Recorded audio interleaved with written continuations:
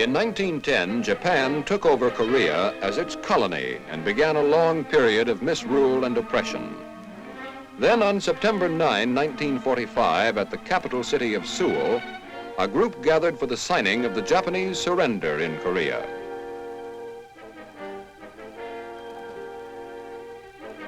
The Japanese governor and his military representatives were brought in. After a short address by the commander of the American Occupation Forces, Lieutenant General John R. Hodge, the surrender instruments were formally signed.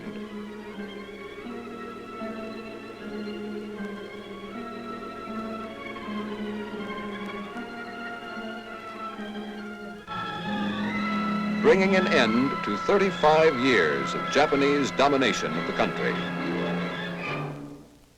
The Korean people were wildly enthusiastic. For years, they had fought against their Japanese oppressors.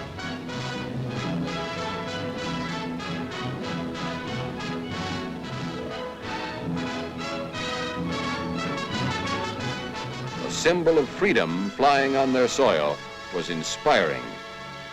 However, the development toward a free, united Korea has been hindered by an artificial boundary at the 38th parallel.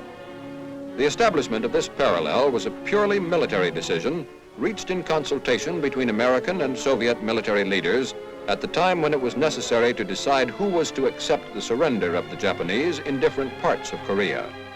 The boundary separated Russian and American troops and was supposedly only temporary. Disarmament in South Korea took place systematically under supervision of the American 6th, 7th, and 40th Divisions.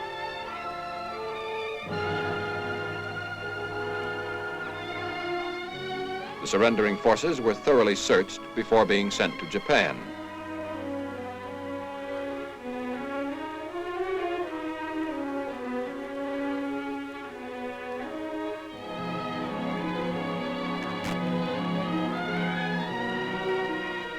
By early 1946, the United States had sent almost 750,000 Japanese soldiers, government workers, and civilians to their homeland.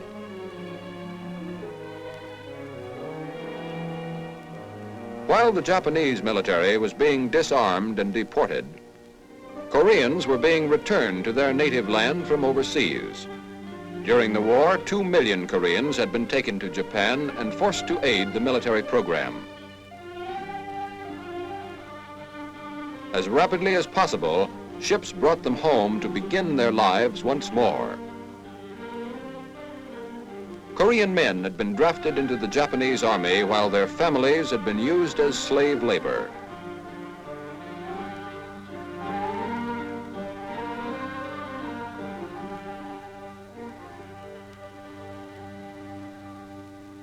American military intelligence made thorough investigations of leaders of the Japanese army in Korea. Japanese forces were not merely stationed in this country, they completely dominated the lives of Koreans. The police power in Korea was Japanese. The rulers of government were Japanese. Our major objective today in Korea is the establishment of a sound government. Since the United States and Russia in joint commission have thus far been unable to reach agreement on the uniting of the northern and southern zones, the United States has made clear an intention to carry out its pledges to Korea in the southern zone. Until a stable government can be set up, the United States is seeing through a program of training in self-government similar to that formerly administered in the Philippine Islands.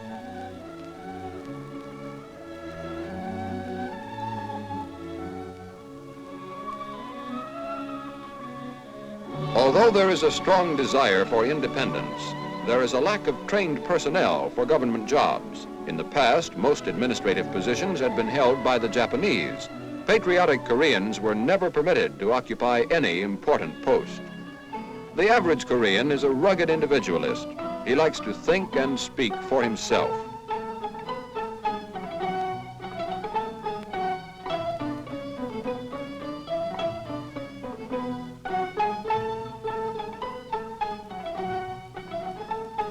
Today, in the southern zone, all people have the right to assemble peaceably and express their viewpoints.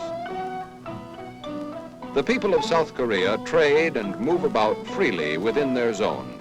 But unfortunately, the 38th parallel originally a military expedient, has become a barrier preventing normal activities within the entire country. For a while, there was little communication between the two zones. After several months, mail was exchanged for the first time.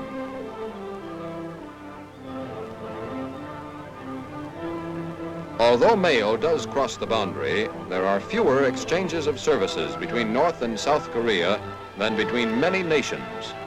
The country is split economically as well as politically.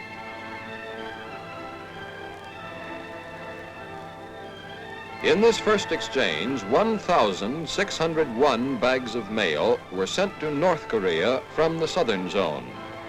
4 bags were received from the northern zone. At the 38th parallel, American border troops are receiving large numbers of refugees that have fled from the northern zone, where a government has been set up along Soviet lines. Refugees arriving in American territory are hungry and weak after long journeys on foot. The area to which they have fled is mainly agricultural. The northern zone is industrial and lacking in rice and other food products grown on South Korean soil. Nevertheless, the southern zone is far from being self-sufficient. It has depended in the past upon the north for hydroelectric power, coal, and fertilizer. At present, the United States is supplying most of its fertilizer. In spite of increases in farm products, there are extreme shortages of food in both northern and southern zones.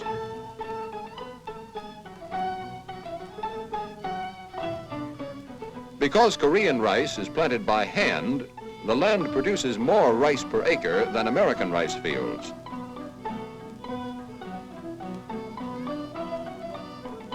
Despite primitive methods, Korea is one of the leading rice-growing countries.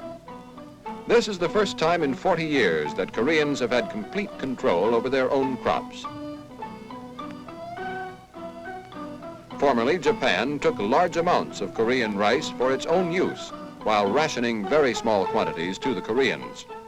Now, this staple of the Oriental diet is kept within the country for home consumption.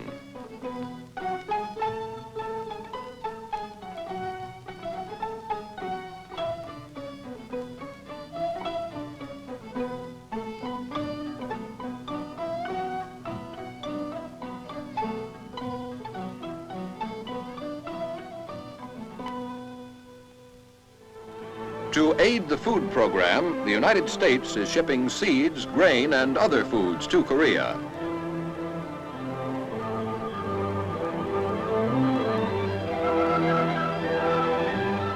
Besides food, vast amounts of medical supplies and other urgent necessities for life and health have been provided by the United States government.